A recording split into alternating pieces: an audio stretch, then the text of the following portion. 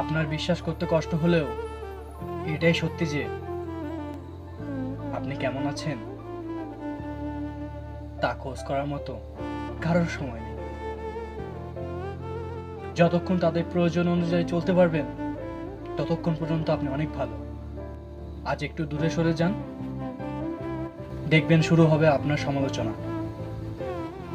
আর এদিকে সবার মন জুগিয়ে চলতে চলতে নিজের দিকে তাকাতেই ভুলে গেছেন।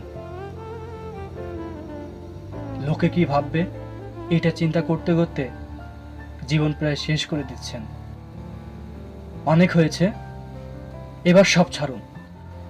লোকের কথায় আপনার পকেটে না টাকা আসে না সুখ আসে, তাহলে লোকের কথায় নিজে স্বাচ্ছন্দ্য বিসর্জন দেওয়ার কোনো মানেই নেই।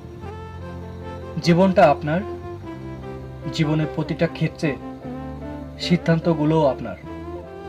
নিজেকে ভালো রাখার জন্য নিজের মতো করে বাঁচুন। নিজের জন্য সবকিছু ঠিক করে না হয় অন্যের দিক নজর দিবেন।